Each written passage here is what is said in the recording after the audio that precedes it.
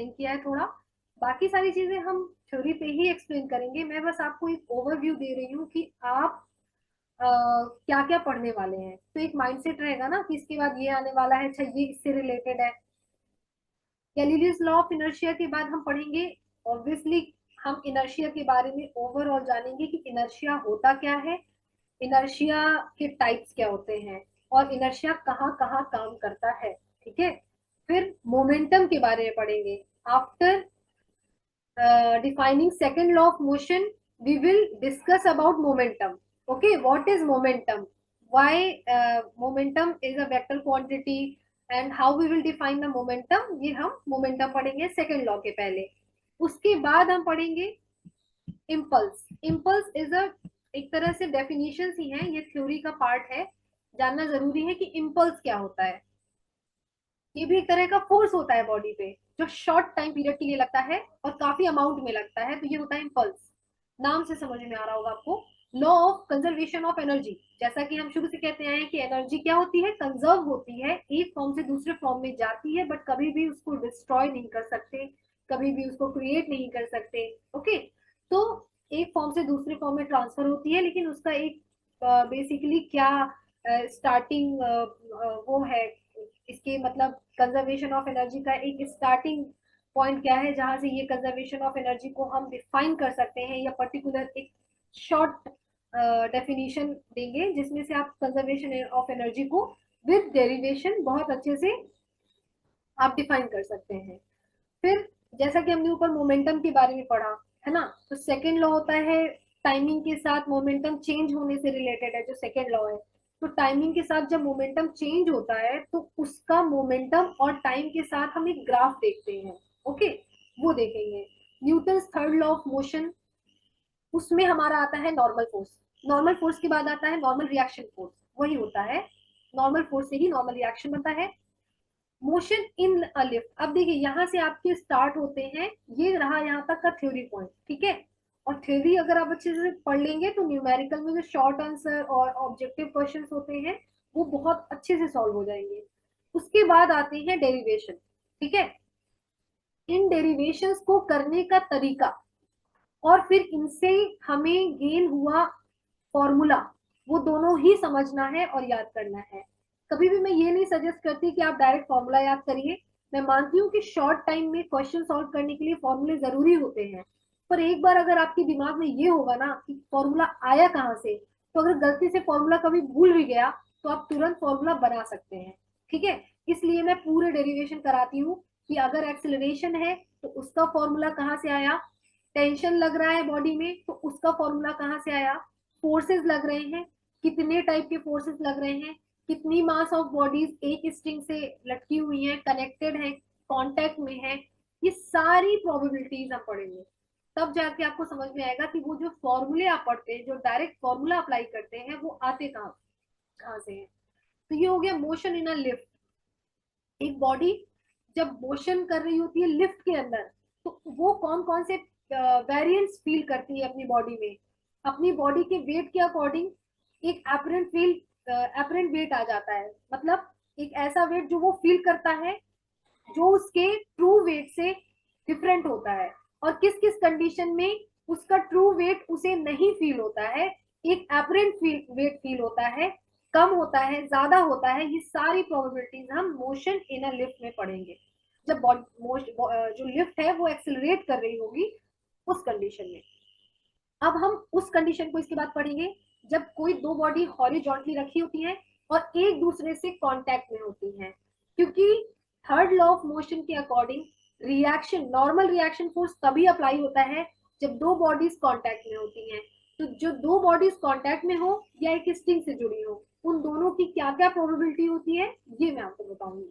तो motion of a body in contact, motion of a connected body, connected body by a string and contact body by the surface, दोनों bodies एक दूसरे के surface के through touch होती हैं, तब कौन कौन से फोर्सेस किस डायरेक्शन में लगते हैं, और जब दो बॉडीज एक दूसरे के कांटेक्ट में होती, कनेक्टेड होती हैं बाय द स्ट्रिंग, तो वहां पे स्ट्रिंग पे कौन सा फोर्स आता है, और कैसे इक्वेशन बनती है, कैसे टेंशन का फॉर्मूला निकालते हैं, है ना। जब कोई चीज आप खींचते हैं तो उसमें टेंशन प्रोवाइड हो जाता है, अब वो जो टेंशन है प्रोड्यूस होता है ना, जो टेंशन प्रोड्यूस होता है उसका फॉर्मूला कहाँ से जनरेट होता है वो हम देखेंगे।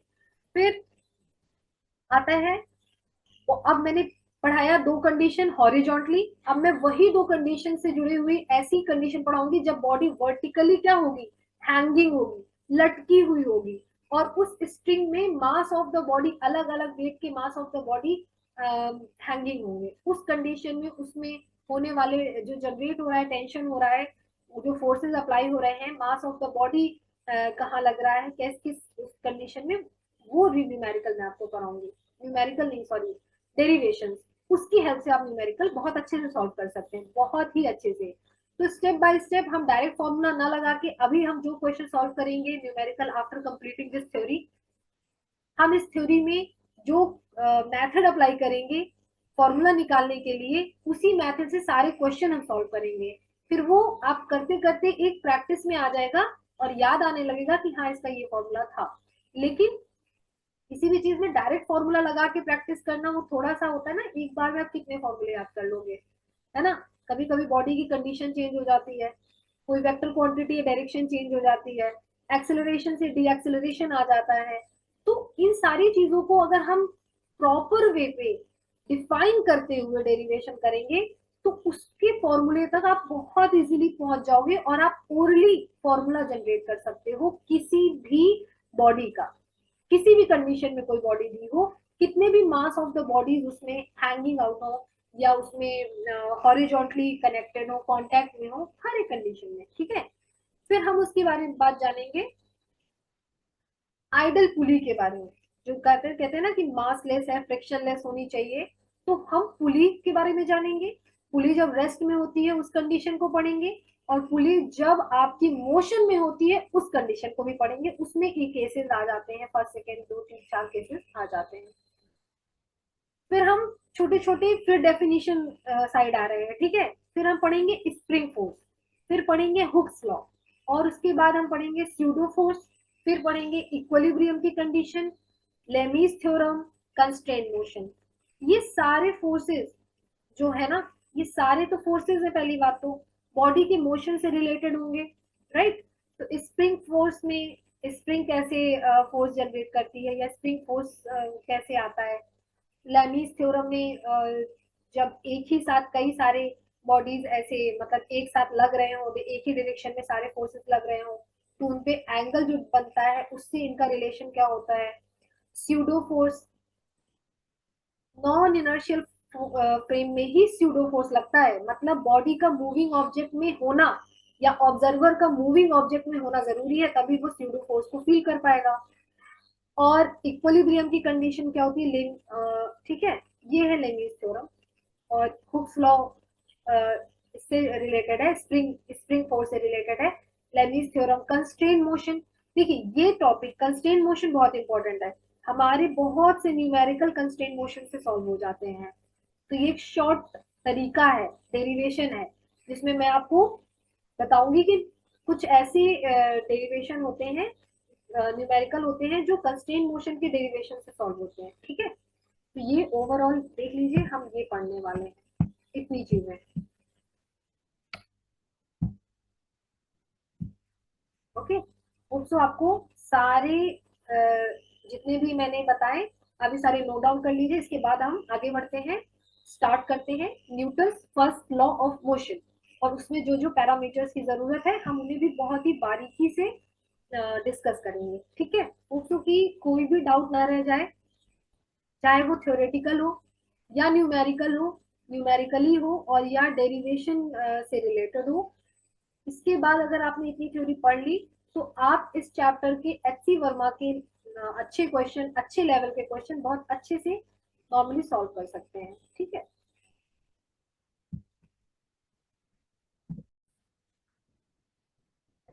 तो स्टार्ट करते हैं Newton first law of motion. तो बेसिकली जो Newton first law of motion है या मोशन का जो पहला लॉ है न्यूटन का, उसके लिए हमें जानना जरूरी है। पहली बात तो फर्स्ट लॉ ऑफ मोशन है फोर्स के बारे में, कि कोई ऑब्जेक्ट जो होता है वो उस पर, उस मूविंग ऑब्जेक्ट पे जो फोर्स लगता है वो उस मूविंग ऑब्जेक्ट में क्या क्या डिफरेंसेस क्रिएट करता है। तो पहले हम तो फोर्सेस के बारे में पढ़ लेते हैं। तो बेसिकली फोर्स तो शुरू से पढ़ते आए हैं कि जो फोर्स है वो है आपका पुलिंग और pushing to change the state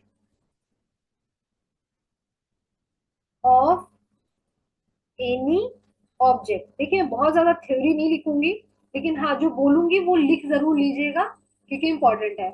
तो जो फोर्स होता है बेसिकली किसी चीज को पुल या पुश करने पे जो फील करते हैं ना, वो फोर्स होता है। अब उसपे जो स्टेट ऑफ द बॉडी होता है, state of the body in the sense जो बॉडी का स्टेट होता है उस टाइम पे, जिस टाइम पे हम उस पर एक्सटर्नल फोर्स लगा रहे होते हैं, इट मीन्स अगर बॉडी रेस्ट पे है और हमने उस पर पुशिंग किया है, ओके, या अपनी तरफ पुल किया है, तो हम उस पर मोशन जनरेट कर रहे हैं due to applying external force, right. तो बेसिकली पुलिंग और pushing to change the state of any object, किसी भी ऑब्जेक्ट को, ये हुई रेस्ट पोजीशन में ऑब्जेक्ट की बात।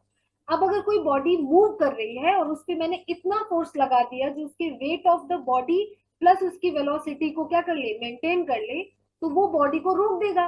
एक्सटर्नल फोर्स, मैं अच्छा खासा एक्सटर्नल फोर्स किसी मूविंग ऑब्जेक्ट पे लगा दूं तो वो उसको अगर रोक देता है, तो ये क्या है, बॉडी के स्टेट पे चेंज है।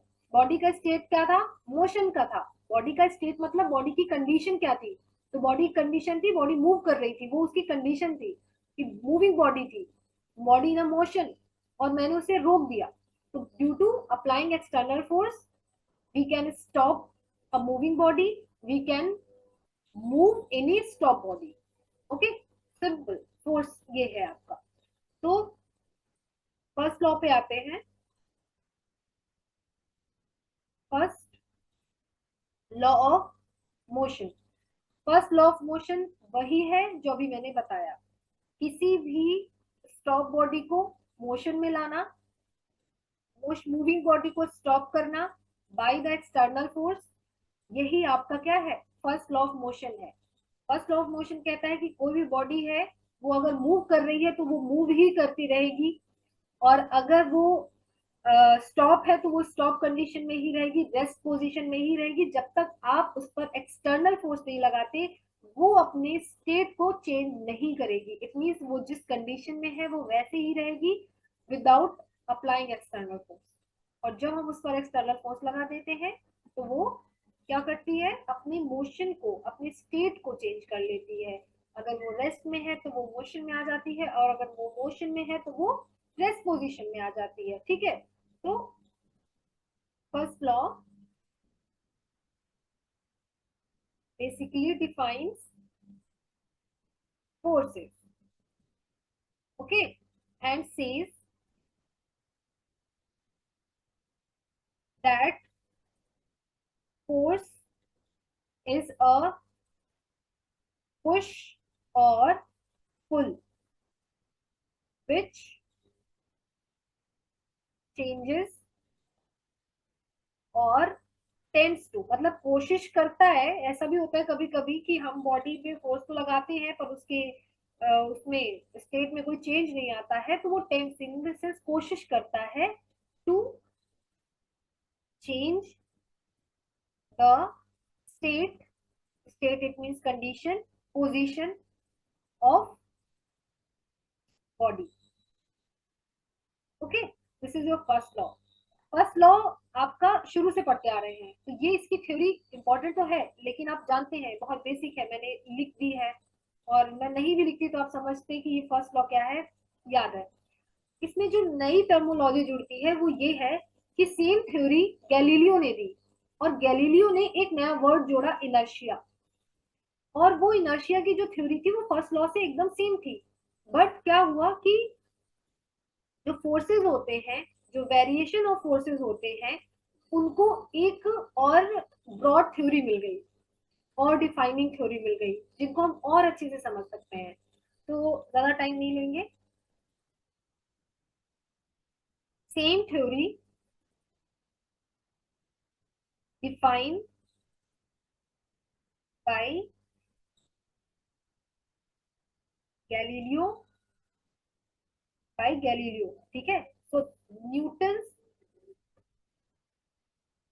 First law also define Galileo, Galileo's law of inertia. कोई पूछे what is Galileo's law of inertia या गैलीलियो का लॉ ऑफ इनर्शिया क्या है, तो आप कह सकते हैं it is same as Newton's first law of motion. Okay, but आपको इनर्शिया पता होना चाहिए, ठीक है।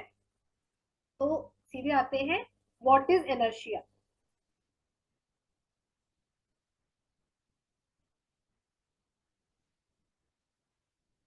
What is inertia, okay. So inertia, basically inertia क्या है?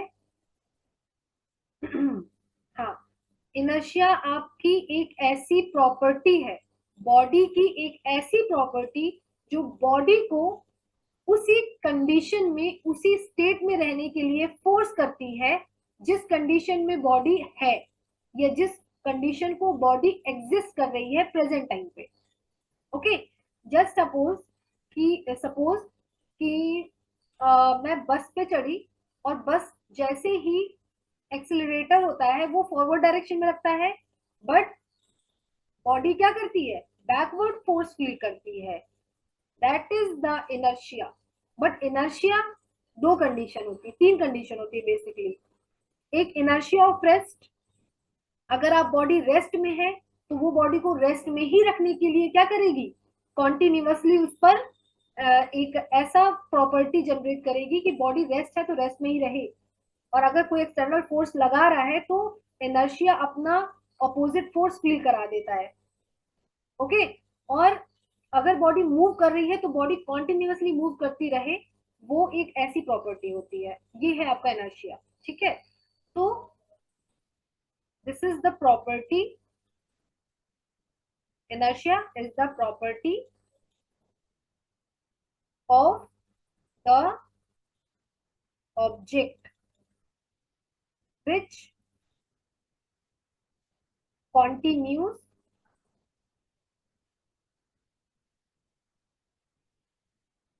the state of object। Okay, body के स्टेट को मेंटेन करने के लिए, कंटिन्यू करने के लिए क्या करती है? प्रॉपर्टी है जो कॉन्टिन्यूसली उस पे वो फोर्स फील कराती रहती है कि वो अगर अगर मोशन में है तो वो मोशन में ही रहे, अगर वो रेस्ट है तो रेस्ट में ही रहे। इन अनदर वर्ड, मैं आपको और एक सिंपल लैंग्वेज में बताती हूँ।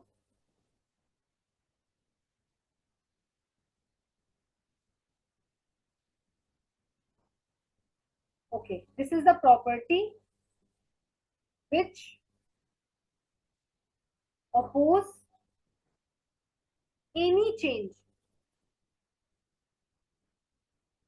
in state of body। समझ में आ रहा है? बॉडी के स्टेट में किसी भी चेंज को वो अपोज करता है, और वो जब अपोजिशन एक फोर्स के थ्रू फील होता है, वो है आपका इनर्शिया। तुरंत आते हैं टाइप्स ऑफ इनर्शिया में, ज्यादा टाइम नहीं लेते।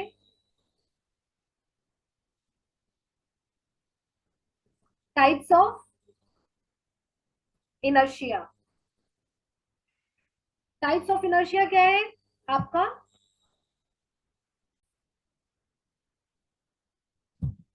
So types of inertia, what is the how many types of inertia? There are three types of inertia. First type, inertia of rest, inertia of rest. Second type, inertia of motion, and inertia of direction। ठीक है, क्या है? कितने forces आपके, कितने type है inertia के? There are three types. देखिए, कोई बॉडी, मैंने बताया ना, अगर स्टेट उसका रेस्ट में है तो वहां पे इनर्शिया कैसे काम करता है, कोई बॉडी मोशन में है तो कैसे काम करता है, कोई बॉडी एज इट इज सीधा चल रही है तो उसकी डायरेक्शन भी चेंज होती है ड्यू टू इनर्शिया। ठीक है, तो inertia of rest, inertia of motion, मैं आपको एक एग्जांपल्स में समझाती हूँ। वही सेम एग्जांपल है आपका।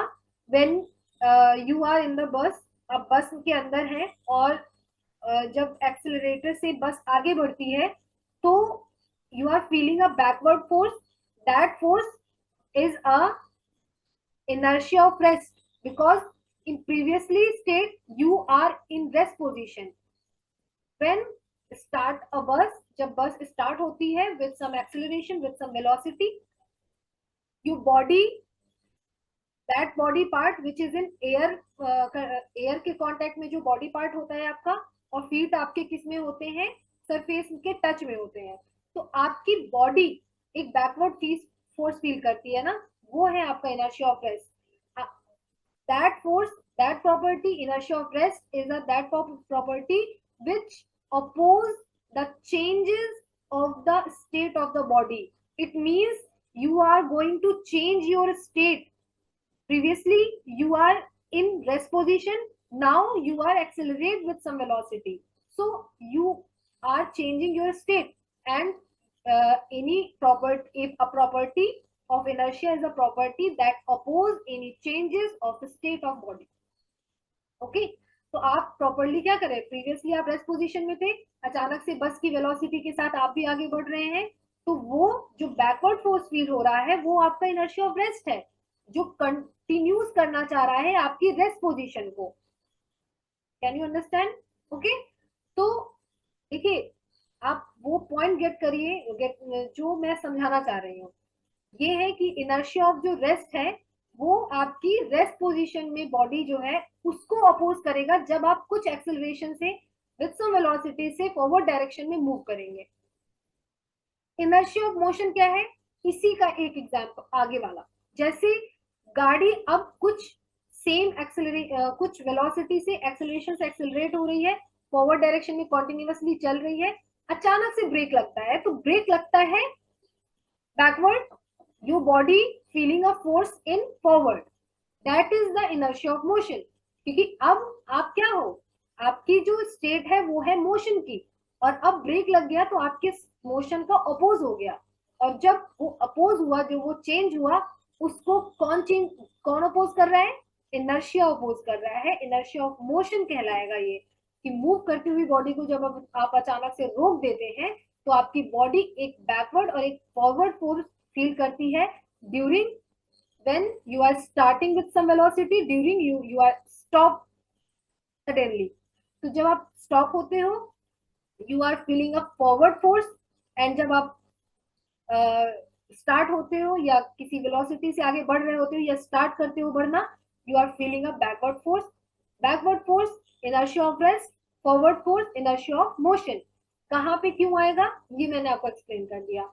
इनर्शिया ऑफ डायरेक्शन क्या है, without applying external force you can't change the direction of any moving body। Okay, कोई भी बॉडी मूव कर रही है उसको डायरेक्शन चेंज करना है, you are applying accelerator, after applying brake, आप थोड़ा सा उसको धीमा करोगे, ब्रेक लगाओगे, इट मीन्स अभी तक जो जिस वेलोसिटी से बॉडी चल रही थी उसको आपने अभी एक्सेलरेशन ब्रेक किया, उसका एक्सेलरेट होना कॉन्टिन्यूसली जो एक्सेलरेट हो रहा है उसको ब्रेक किया, उसके बाद उसको फिर से नई वेलोसिटी के साथ आगे बढ़ाया। इट मीन्स विदाउट विदाउट आपने क्या किया, एक अलग से एक्सटर्नल फोर्स लगाया, then you can change the direction of moving body. किसी बॉडी मूविंग बॉडी की डायरेक्शन चेंज करने के लिए उस पर एक्सटर्नल फोर्स लगाना जरूरी है। Without applying external force you can't change the direction of any moving body. Okay, तो किसी भी बॉडी का डायरेक्शन या किसी भी बॉडी की कंफिग्रेशन चेंज करने के लिए उस पर एक्सटर्नल फोर्स लगाना बहुत जरूरी है, तभी वो चेंज कर पाएगा, अदरवाइज वो जिस कंडीशन में चल रहा है वो कॉन्टिन्यूसली उसी पोजीशन पे स्ट्रेट चलता जाएगा। ठीक है, वो अपनी डायरेक्शन चेंज नहीं करेगा। This is your types of inertia. ठीक, नेक्स्ट हम पढ़ते हैं इनर्शिया के बाद फर्स्ट लॉ हो गया आपका।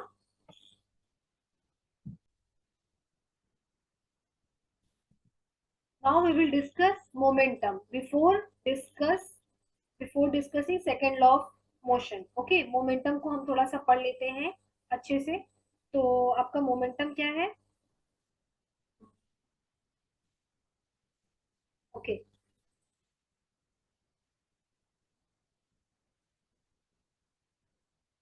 मोमेंटम। देखिए मोमेंटम क्या है। First of all momentum is represented by p vector. Momentum basically is a vector quantity. It means it have magnitude and direction. Okay, तो मोमेंटम है क्या? जब कोई बॉडी मूव कर रही है तो अपने मास, वेट ऑफ द बॉडी जो है, बॉडी का जो रियल वेट है, जो मास है उसका, उसकी मास के साथ उसकी वेलोसिटी में क्या वेरिएशंस आ रहे हैं, ये आपका मोमेंटम है। और ये बॉडी के अंदर एग्जिस्ट होता है उसका मोमेंटम। क्यों? क्योंकि बॉडी ऑल टाइम अपने मास को कैरी कर रही होती है, राइट? जितना उसका मास है उसके अकॉर्डिंग वो अपनी वेलोसिटी के वेरिएशंस को चेंज करती रहती है। तो अभी चेंजिंग वाली कंडीशन पे ना जाके हम सिर्फ मोमेंटम समझेंगे। Momentum basically the total quantity of motion, the total quantity of motion possessed by the body. Okay, the total quantity of motion possessed by moving body. Obviously मैंने वेलोसिटी का जिक्र किया था, तो moving body. Okay, by moving body. Motion की quantity body के अंदर self exist होती है, इसे हम क्या कहते हैं? मोमेंटम कहते हैं। The total quantity of motion causes by body by moving body is known as momentum, is known as momentum। ठीक है, total quantity of the motion of a moving body। okay, the total quantity of motion caused by body is known momentum, as momentum. ठीक है, तो ये क्या है? Total quantity of body. अब देखिए ये जो मोशन हो रहा है ये बॉडी की मास और बॉडी की वेलोसिटी के ड्यूरेशन में हो रहा है। मतलब एक तरह से जो मोमेंटम आपका होता है वो हम लिखते हैं m इंटू वी। क्या लिखते हैं? m into v. और v is your velocity not speed, so that's why momentum is a vector quantity। क्योंकि rate of change of displacement, this is your velocity। okay, with time duration जब आपका displacement change होता है तो velocity बनता है। With time duration जब displacement change हुआ वेलोसिटी बना। वेलोसिटी आपका बॉडी के मास के साथ इवेल्युएट होकर जो क्वांटिटी कंसिस्ट करती है, बॉडी में ही वो कंसिस्ट रहती है वो क्वांटिटी, तो वो क्वांटिटी आपकी क्या कहलाती है? मोमेंटम कहलाती है। अब समझ में आया? This is the quantity. momentum is equal to m into v vector। this is v vector is your velocity, m mass of the body, momentum v vector। this is your vector quantity। ठीक है,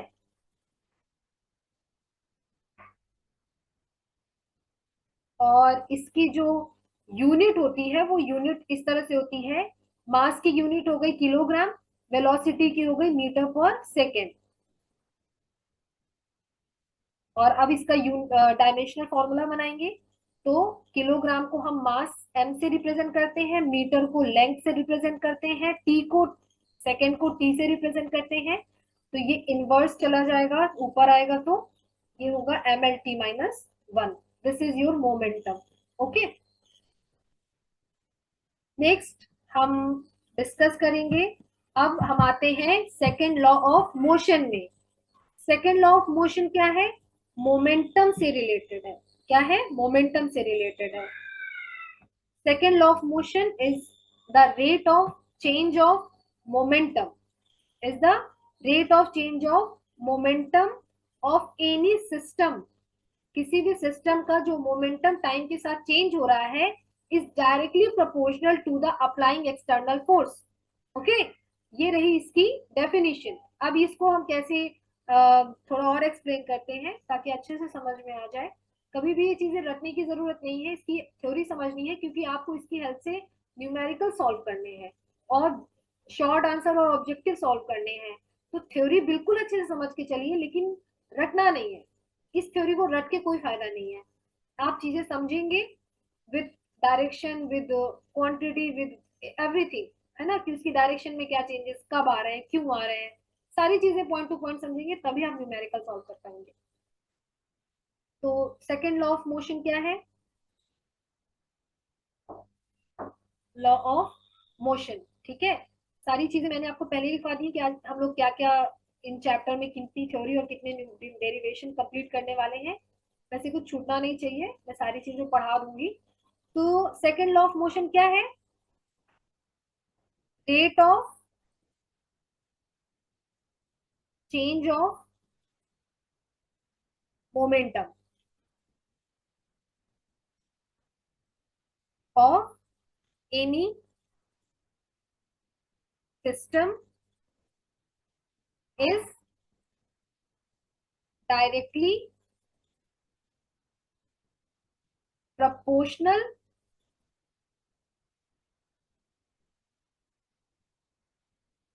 to applied force। Okay, हाँ, external या applied force जो हो रहा है उसके directly proportional होता है। एंड ये बहुत इंपॉर्टेंट लाइन है, दिस फोर्स, या आप इस फोर्स से जो चेंजेस आ रहे हैं, this change takes place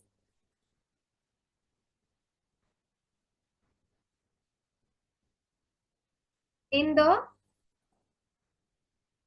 direction of applied force.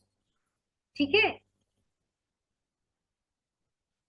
First law था कि आप जिस बॉडी में उसके स्टेट में जब तक एक्सटर्नल फोर्स नहीं लगाएंगे तब तक वो अपने स्टेट को चेंज नहीं करेगी।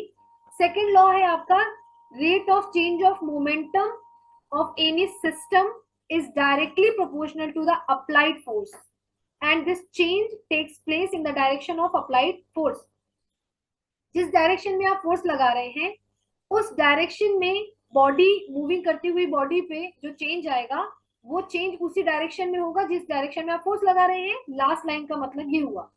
पहली line, rate of change of momentum, जैसे जैसे आप बॉडी पे फोर्स लगाते जा रहे हैं बॉडी के मास के अकॉर्डिंग आप फोर्स फील भी कर रहे हैं, और जब एक बार उस पर फोर्स लगा देते हैं तो उसका मोमेंटम क्या हुआ, इनिशियल मोमेंटम चेंज करता है फाइनल मोमेंटम से। जैसे आपने फोर्स लगा के छोड़ दिया तो उसका क्या होता है, इनिशियल मोमेंटम और फाइनल मोमेंटम होता है। इसीलिए डायरेक्शन मैटर करती है कि आपने किस कंडीशन में लगाया।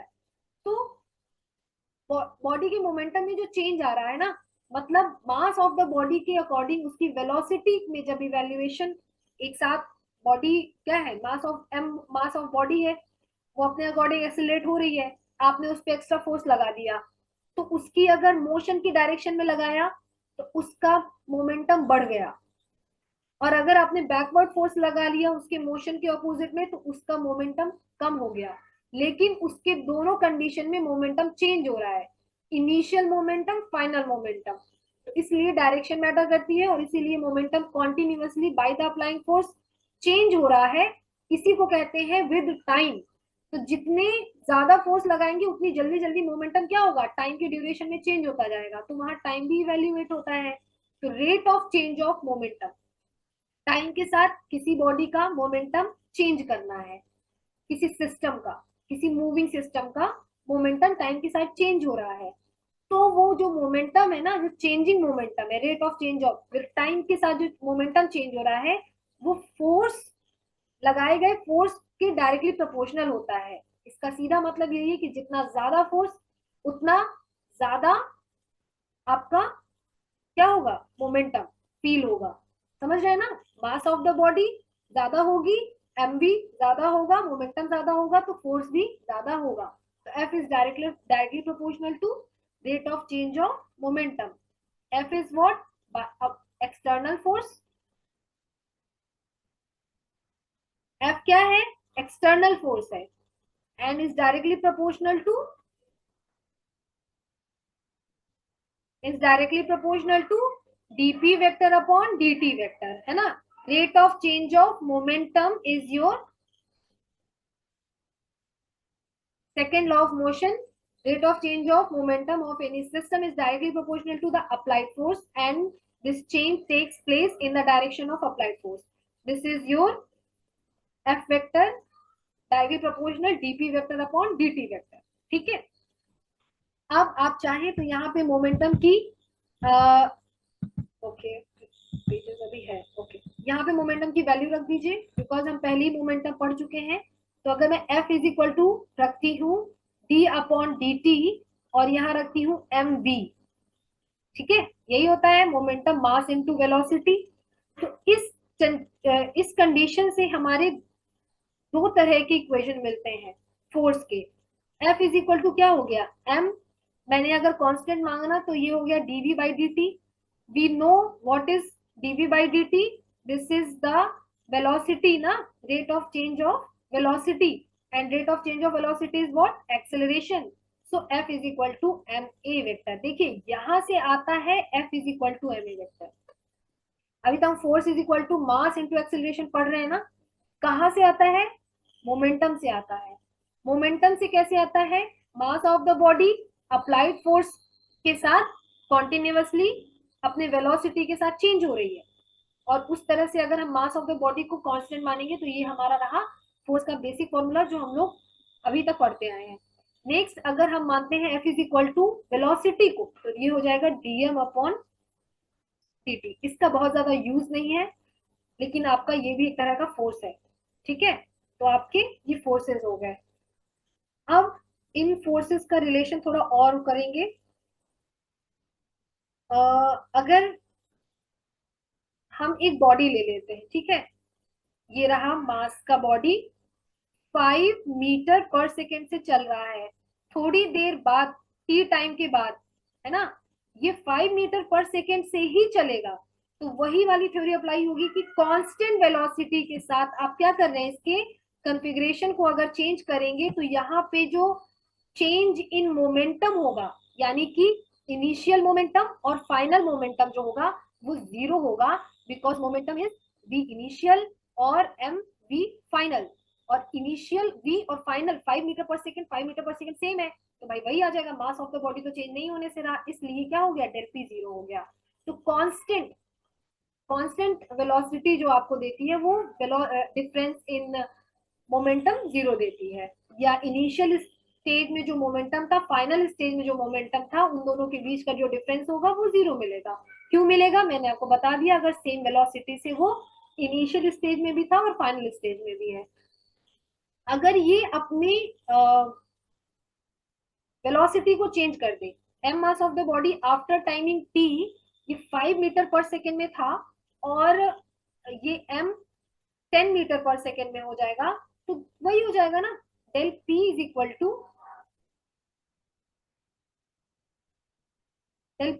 टू क्या हो जाएगा, m v initial minus m v final. देखिए फाइनल वाली वैल्यू थोड़ा ज्यादा होती है, इसलिए हम यहाँ पे v m v final minus m v रखते हैं. तो m v final minus m v initial. ठीक है, this is your change in momentum, and this is your change in momentum. So it will be 10 minus 5. This is your velocity, mass same है, 5 metre पर second. This is your del p. अब आया समझ में कि velocity का time के duration में चेंज होना जरूरी है, तभी मोमेंटम में चेंज आएगा. ओके, और हर कंडीशन में मोमेंटम में जब भी बॉडी की configuration by the external force change की जाती है, तो बॉडी की मोमेंटम में भी चेंजेस आते हैं. ठीक है, ये बहुत इंपॉर्टेंट थ्योरी थी, इसको आप लोग अच्छे से समझिए.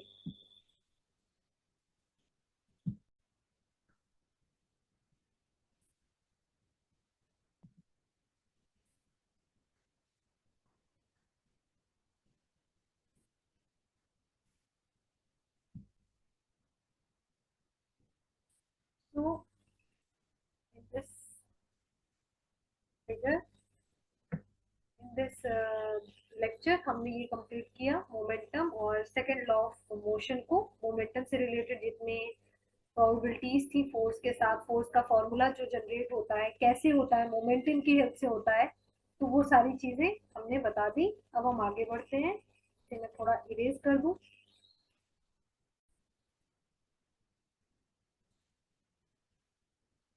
Okay, now we will start. Last हमने क्या कंप्लीट किया था? F directly proportional to tp vector upon dt vector, dp vector upon dt, rate of change of momentum is directly proportional to the applying external force. This is your second law of motion. Okay, और बड़े configuration या बड़े changes के लिए हम बस यहाँ पे del p vector upon del t कर देते हैं। ये भी आपका क्या होता है? एफ वेक्टर होता है। अब हम आते हैं नए, जैसा कि हमने चार्ट में लिखवाया था आगे। इसके बाद है आपका इम्पल्स।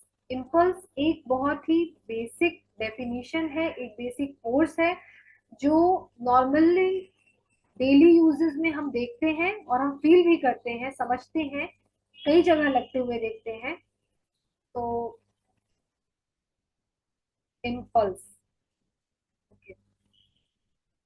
इम्पल्स क्या होता है? एक लार्ज अमाउंट ऑफ फोर्स होता है जो किसी भी पर्टिकुलर एक पॉइंट पे, किसी भी पूरी बॉडी के एक पॉइंट पे बहुत लार्ज अमाउंट फोर्स होता है। Large amount force for short time period के लिए लगता है किसी पर्टिकुलर एक पॉइंट पे या एक स्पेस पे, है ना? तो this is a large amount of force which is applied on a body for a short time interval या short time period के लिए ये किसी बॉडी पे लगता है और लार्ज अमाउंट का फोर्स होता है। when large amount of force is applied on a body for a very short time interval या very short time period, ठीक है? very short time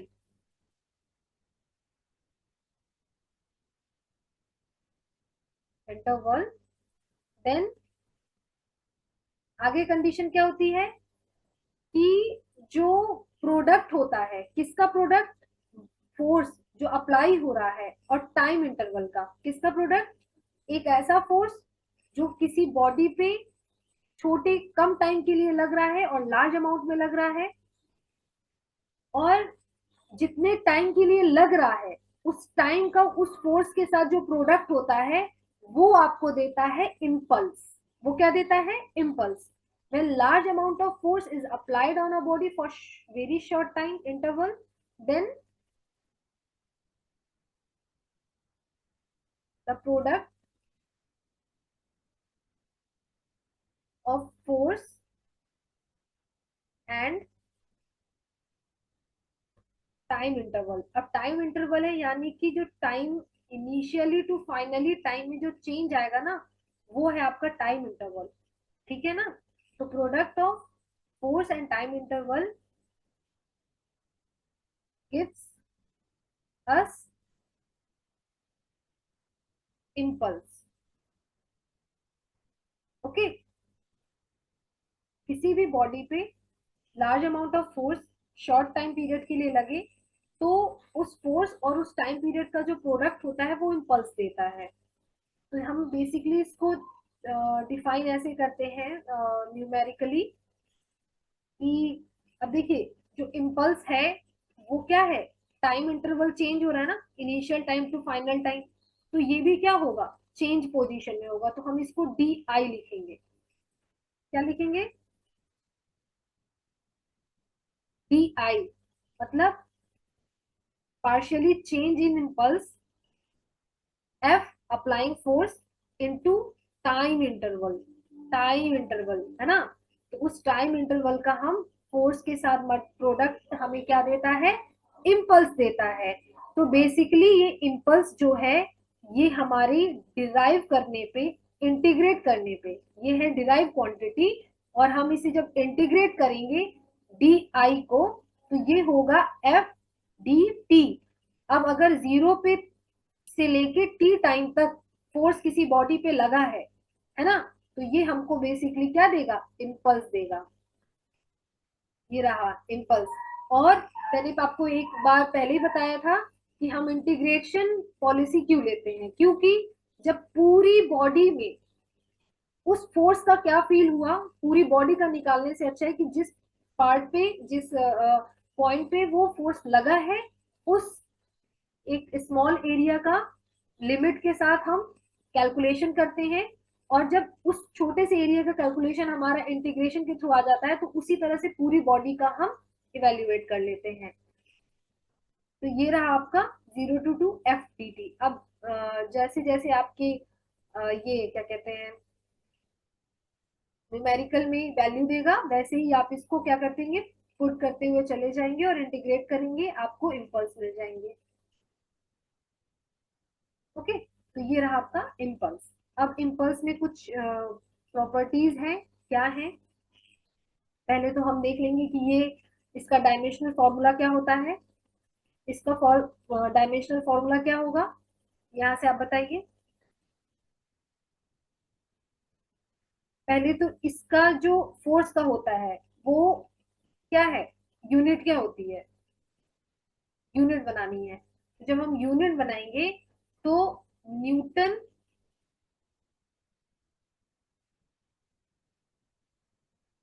mass into acceleration ना, न्यूटन सेकेंड आएगा इसका unit. अब इसका डायमेंशनल फॉर्मूला,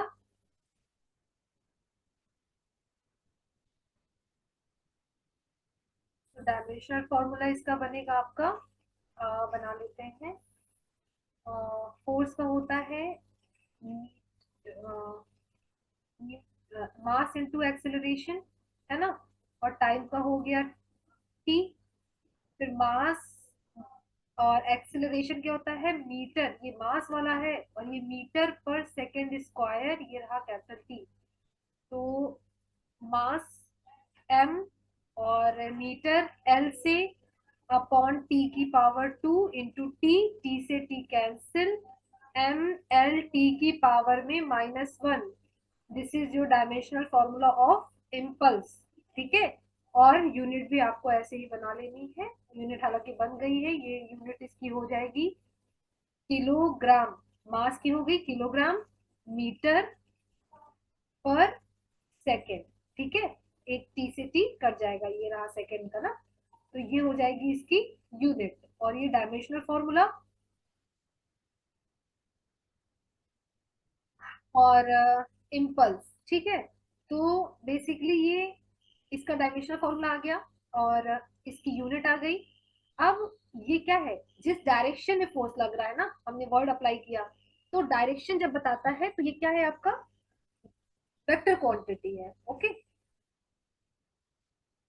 तो ये है आपकी वेक्टर क्वांटिटी। अब हम आगे बढ़ते हैं, एक इसका कंक्लूजन निकालते हैं। जो डी आई था, इसके इंटीग्रेशन के बाद हमें क्या मिलेगा,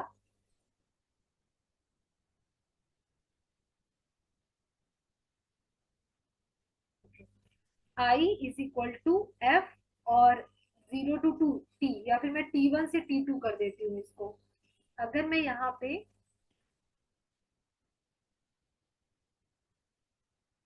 T1 से T2 कर दूं, ठीक है ना, सॉरी ये दिस इज T1, ये रहा T2, तो आपको इसका ये क्या मिलेगा, एफ डेल टी। क्या मिलेगा, एफ डेल टी।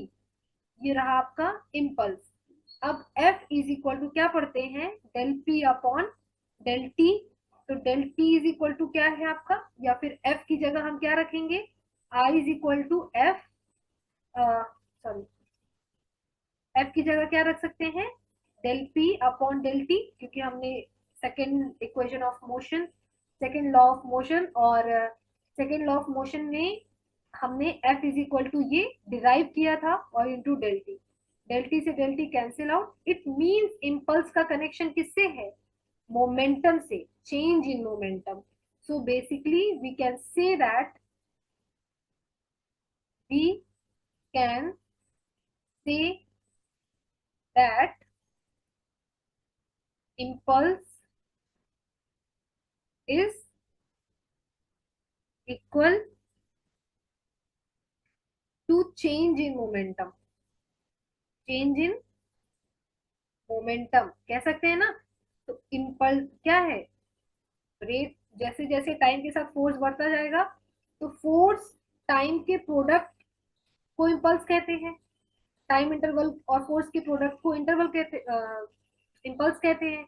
और इसी इम्पल्स के साथ जब बॉडी के मास और एक्सेलरेशन को भी चेंज करते जाएंगे, तो इम्पल्स बेसिकली क्या है? चेंज इन मोमेंटम है. ठीक है, तो आप कह सकते हैं ये जो थ्योरम है, या फिर ये कह सकते हैं कि जो ये इम्पल्स में मोमेंटम चेंज के इक्वल आता है इम्पल्स, इसको हम मोमेंटम इम्पल्स मोमेंटम थ्योरम भी कहते हैं. ठीक है, इम्पल्स मोमेंटम थ्योरम.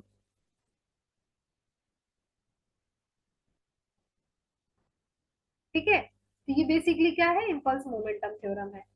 हमने स्टार्ट किया था इम्पल्स को यहाँ से, फिर उसके बाद हमने इम्पल्स को क्या किया, जो टाइम इंटरवल है, शॉर्ट टाइम इंटरवल है, फोर्स अप्लाई है, उनके प्रोडक्ट को इम्पल्स कहते हैं. इम्पल्स को इंटीग्रेट फॉर्मूले से जिस एरिया पे लग रहा है फोर्स, उस एरिया का इवेल्युएशन करने के लिए, टोटल अमाउंट ऑफ फोर्स या टाइमिंग निकालने के लिए हमने क्या किया? हमने उसको इंटीग्रेट किया एक लिमिट टाइमिंग की. सपोज T1 से T2 तक लार्ज अमाउंट ऑफ फोर्स एक एरिया पे लगा, और फिर इम्पल्स का सीधा सीधा कनेक्शन हमें मिला मोमेंटम से, चेंज इन मोमेंटम से. तो basically this is your impulse momentum theorem. Okay, next.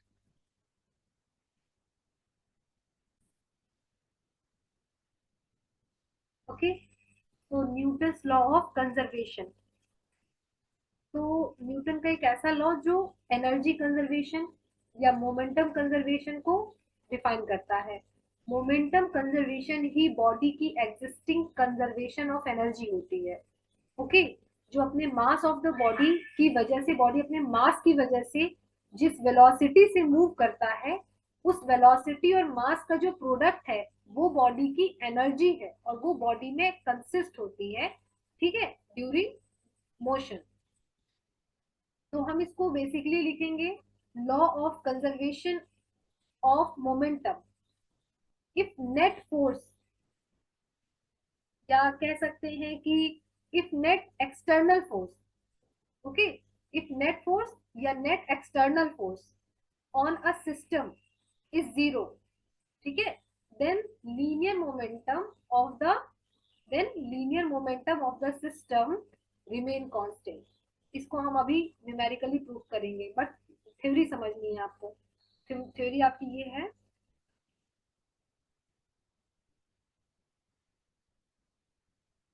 Law of conservation of momentum. Law of conservation of momentum ये है आपका. ठीक है ना. If net external force on a system is zero, then linear momentum linear momentum change in momentum, ठीक है ना, linear momentum of the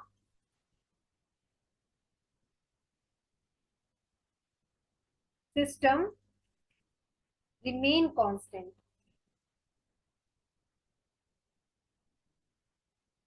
ठीक है, तो ये है आपका Newton law of conservation. Law of conservation of momentum है ये आपका, in the sense energy. the net external force on a system is zero, the linear momentum of the system remain constant. कैसे? जो ये हम पढ़ते हैं F is equal to dp vector upon dt vector, ठीक है? ये हमारा कहां से आता है? न्यूटन सेकेंड लॉ से आता है। और जब न्यूटन सेकेंड लॉ से हमारा ये आता है तो हमने एक सिस्टम पे जो एक्सटर्नल फोर्स है, अगर उसको हमने जीरो कर दिया, क्या किया? उसको जीरो कर दिया, तो ये क्या हो जाएगा? dp vector upon dt vector become zero. Now momentum is constant. तो लीनियर मोमेंटम जो है, इनिशियल और फाइनल मोमेंटम में जो आपका डिफरेंस होगा, या टी डायरेक्ट देखा जाए जो लीनियर मोमेंटम होगा उसका, क्योंकि एक्सटर्नल फोर्स जीरो है तो उसने अपनी पोजीशन चेंज नहीं की है, तो उसके पास सिर्फ एक तरह का मोमेंटम है जो बॉडी खुद कंसिस्ट कर रही है ड्यूरिंग रेस्ट पोजीशन। और रेस्ट पोजीशन में जब बॉडी जो मोमेंटम कंसिस्ट कर रही है खुद में अपने मास of the self it self, body के कारण जो भी क्या कहते हैं मोमेंटम बॉडी एग्जिस्ट कर रही है, उसी मोमेंटम को हम कहते हैं कि वो कांस्टेंट हो जाता है जब बॉडी पर कोई भी एक्सटर्नल फोर्स नहीं लग रहा होता है, ठीक है? तो मोमेंटम कांस्टेंट कब होगा? जब एक्सटर्नल फोर्स जीरो होगा। और यहाँ पे क्या होता है? मोमेंटम कंजर्वेशन ऑफ एनर्जी का काम करता है, बॉडी में वो एनर्जी सेल्फ एग्जिस्टेड होती है।